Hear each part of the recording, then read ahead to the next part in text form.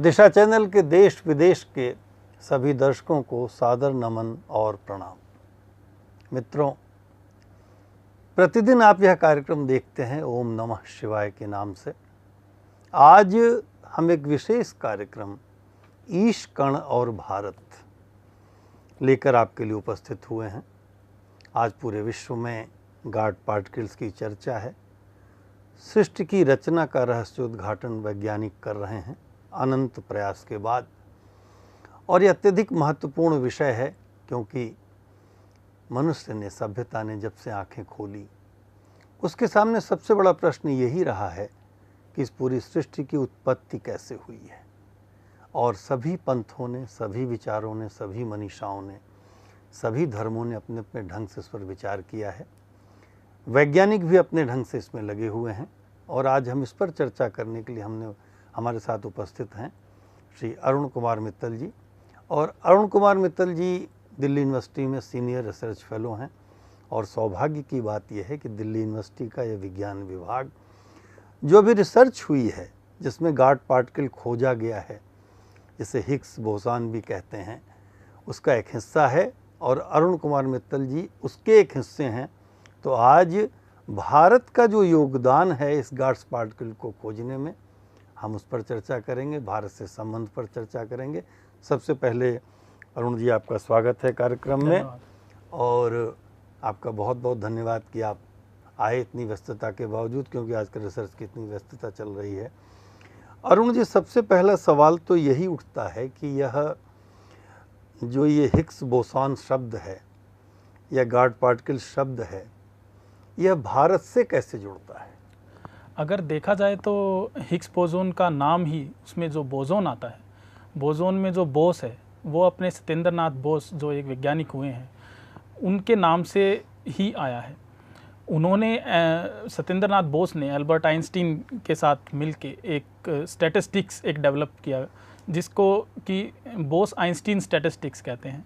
और ये जो हिग्स पार्टिकल है ये उसी स्टैटिस्टिक्स को फॉलो करता है, उसी के नियमों के हिसाब से चलता है।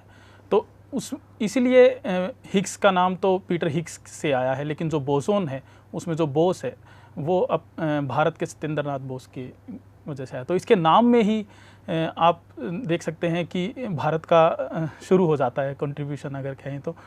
उसके बाद जो इसमें रिसर्च हुई हैं, ये रिसर्च इस एक्सपेरिमेंट से ही शुरू नहीं हुई। इससे पहले भी जैसे अमेरिका में फर्मी लैब में टेवाट्रॉन एक्सपेरिमेंट जो है वहाँ से शुरू हुई। उससे पहले सर्न में ही एक लार्ज इलेक्ट्रॉन पॉजिट्रॉन कोलाइडर जिसे कहते हैं वो रिसर्च हो रही थी वहाँ पे, उसमें भी भारत का कंट्रीब्यूशन था। तो जब से हिग्स बोसोन पे रिसर्च हुई है, एक्सपेरिमेंटल रिसर्च हुई है, तब से ही भारत का इसमें योगदान रहा है।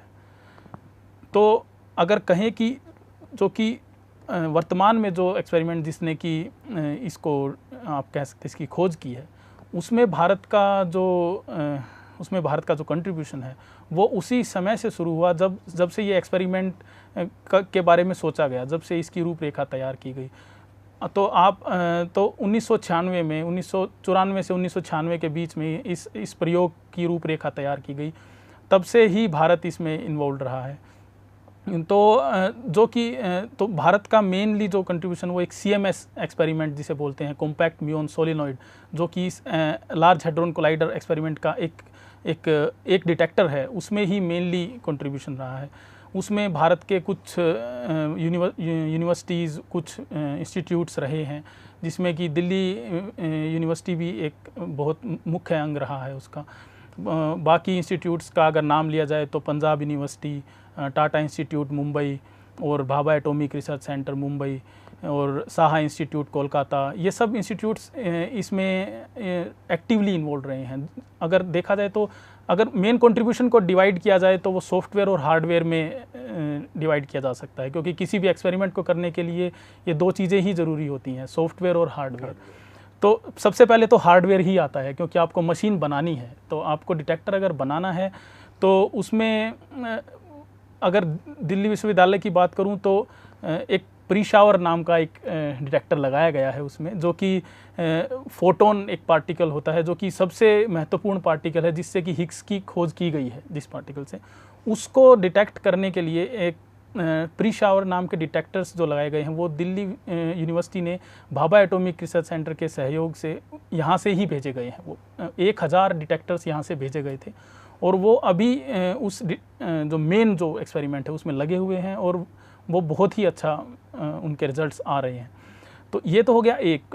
और भी हैं, जैसे टाटा इंस्टीट्यूट की बात करें तो एक उन्होंने एक इंडिविजुअली एक अपना एक डिटेक्टर बना के भेजा हुआ है वहाँ पे, जो कि उसमें उस मेन एक्सपेरिमेंट में जो लगा हुआ है।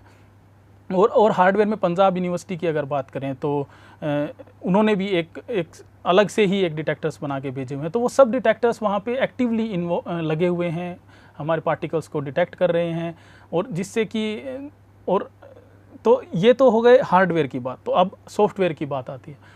तो सॉफ्टवेयर में हम स्टूडेंट्स हैं जैसे, तो हम एक्टिवली इन्वॉल्व रहते हैं, क्योंकि बहुत बहुत बड़ा सॉफ्टवेयर लिखना पड़ता है किसी भी इतने बड़े डिटेक्टर को संभालने के लिए, क्योंकि वो डिटेक्टर 15,000 टन उसका वज़न है। वो 3 स्टोरी बिल्डिंग जितना ऊंचा है, 15 मीटर उसका डायमीटर है, तो वो बहुत बड़ा डिटेक्टर है। तो और उसमें ये इतने सूक्ष्म ये जो कण हैं, जो कि पार्टिकल्स हैं, जो कि उनको डिटेक्ट करने के लिए बहुत ही हाई स्पीड सॉफ्टवेयर, बहुत ही हाई स्पीड इलेक्ट्रॉनिक्स और सब इन चीज़ों की ज़रूरत होती है। तो जो सॉफ्टवेयर है वो बहुत ही सोफेस्टिकेटेड, बहुत ही कॉम्प्लेक्स है। तो उसको मेंटेन करने के लिए फिर हम स्टूडेंट्स और हमारे जो प्रोफेसर्स हैं, हम उसमें रेगुलर हमारे सर्विस टास्क होते हैं। हम निश्चित ही अरुण मित्तल जी, बहुत गहन अध्ययन, अनुसंधान और श्रम का कार्य है। अभी जो इसको गॉड पार्टिकल कैसे नाम आया? गॉड पार्टिकल इस तरीके से आया, एक अमेरिकन साइंटिस्ट थे प्रोफेसर लेडरमैन, वो नोबेल लॉरेट भी रह चुके हैं, फर्मी लैब के डायरेक्टर भी रह चुके हैं। उन्होंने एक बुक लिखी थी जिसका टाइटल था द गॉड्स पार्टिकल।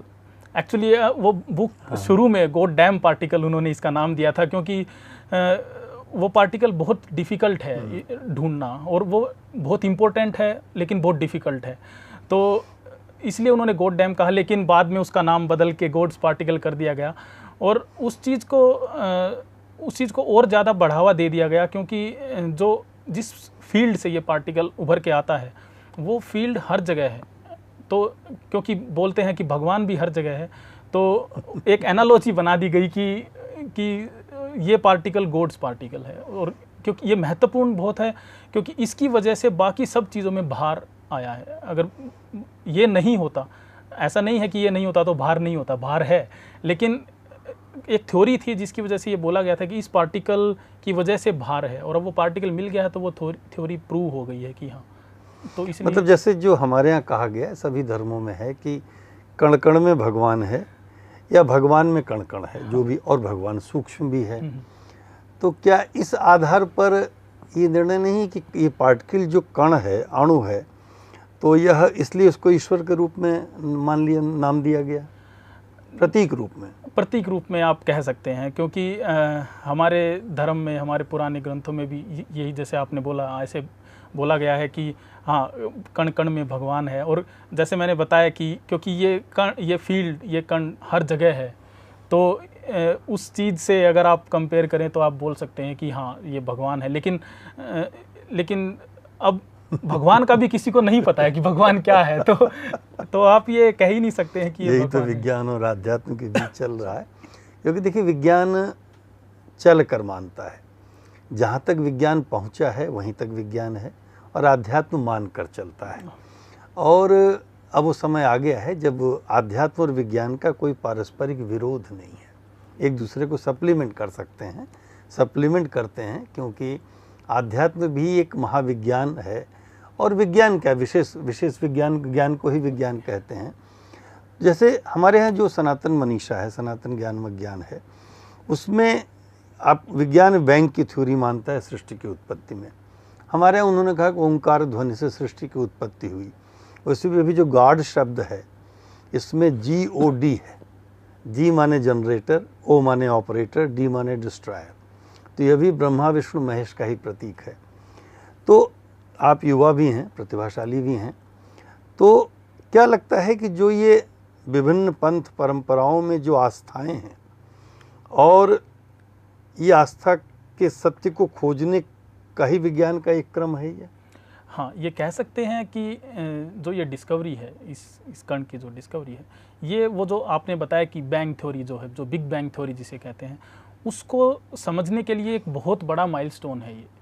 तो हम जीरो पे जाना चाहते हैं कि जहाँ से वो बिग बैंग शुरू हुआ था, तो हम स्टेप बाय स्टेप चलेंगे वहाँ से। तो अब हम एक ऐसे स्टेप पे पहुँच गए हैं जहाँ पे हमें ये पता है कि किसी भी चीज़ में भार कैसे आया है, उस चीज़ का वजन कैसे है। ये बहुत ही महत्वपूर्ण था। बात है ये। तो क्योंकि अगर ये चीज़ हमें नहीं पता होती तो हमें वापस अपनी थ्योरीज पे जाना होता। ये पार्टिकल 1964 में प्रपोज किया गया था, तो 1964 से लेके और अब ये पार्टिकल मिला है। तो अगर हमें ये पार्टिकल नहीं मिलता तो हम 1964 पे वापस चले जाते, तो हमें बहुत सारी चीज़ें और देखनी पड़ती। लेकिन अब ये मिल गया है तो अब हम आगे सोच सकते हैं। बिग बैंग थ्योरी अभी तक मोस्ट एक्सेप्टेबल थ्योरी है, जो कि यूनिवर्स के ओरिजिन के लिए और उसके डेवलपमेंट के लिए जो दी गई है। और उस थ्योरी का हम अगर देखा तो ये जो एक्सपेरिमेंट है, जिसे कि लार्ज हेड्रोन कोलाइडर जिसे बोल रहे हैं, ये 0 से लेके और 10 की पावर माइनस 12 सेकंड तक हम पहुंच गए हैं। तो हम 0 से और 10 की माइनस 12 के बीच में, तो 10 की माइनस 12 में 0 पॉइंट आपको 12 जीरो लगाने पड़ेंगे, तो उस सेकंड तक का हमें अभी ज्ञान नहीं है। लेकिन वहाँ तक हम पहुँच गए हैं इस एक्सपेरिमेंट की हेल्प से, जहाँ पर हमें चीज़ें उस मोमेंट तक क्लियर हो गई हैं। मैं ये नहीं कह रहा कि हमें पूरी तरह क्लियर हो गई हैं, लेकिन हाँ, हमारी समझ है वहाँ तक। हमारी जो थ्योरीज़ हैं जो कि प्रिडिक्ट कर रही हैं, वो चीज़ कंफर्म हो गई हैं।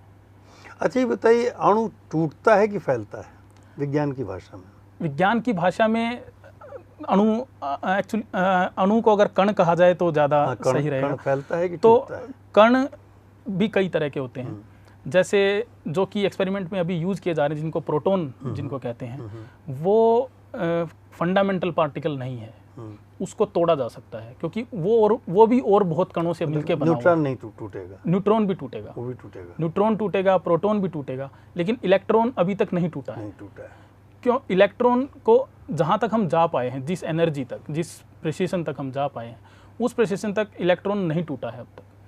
तो इलेक्ट्रॉन फंडामेंटल पार्टिकल है। तो ऐसे ही ये हिग्स है, ये भी हिग्स बोसोन जो है, ये भी एक फंडामेंटल पार्टिकल है।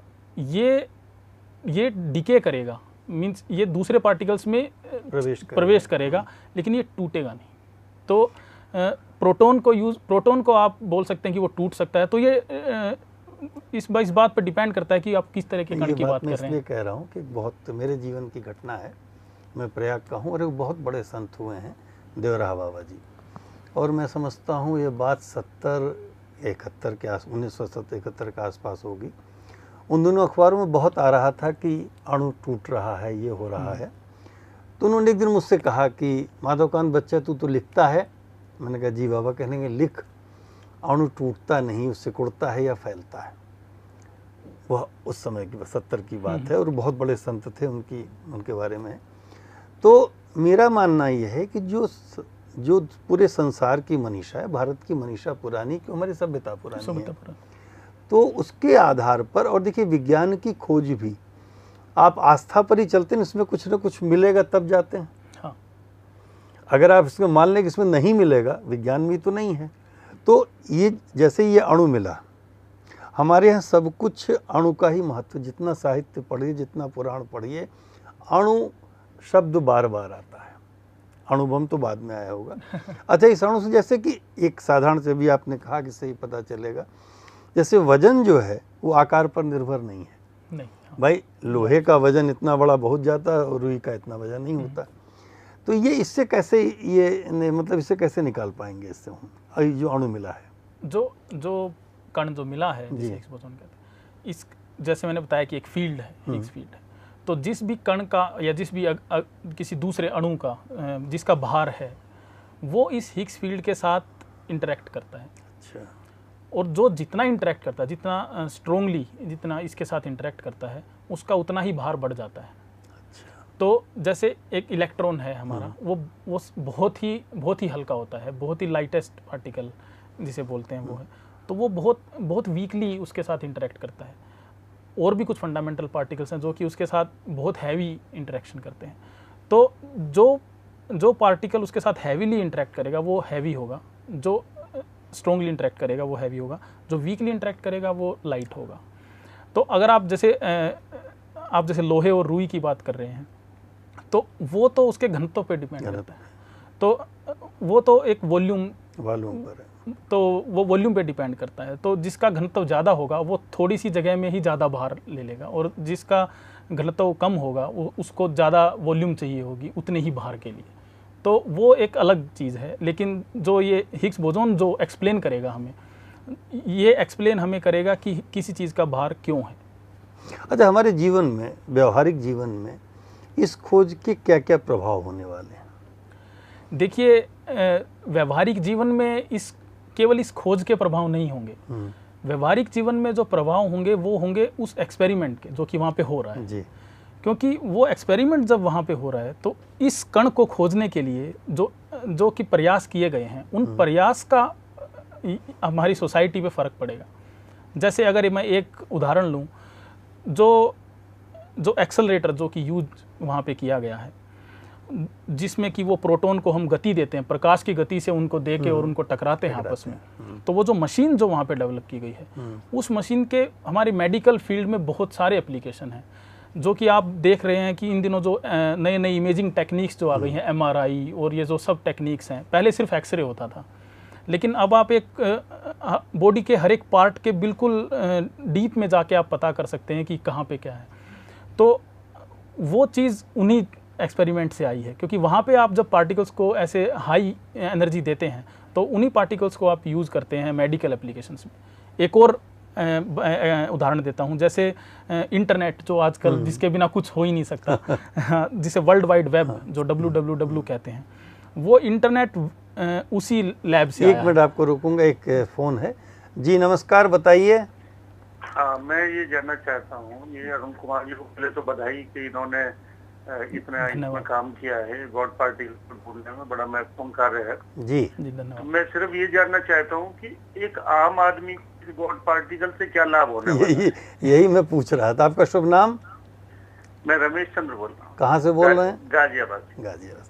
बहुत बहुत धन्यवाद रमेश जी, हमारी चर्चा इसी पर हो रही है और आपका भी सवाल हम अरुण जी को ही दे रहे हैं। हाँ, तो वही मैं बता रहा था कि इस कण के खोजने से ऐसा तो है नहीं कि गरीबी दूर हो जाएगी हमारी, लेकिन इस कण के खोजने के लिए जो टेक्नोलॉजी जो यूज़ की गई है, जब वो टेक्नोलॉजी मार्केट में आएगी तो तब हमारे जीवन पे बहुत प्रभाव पड़ने वाले हैं।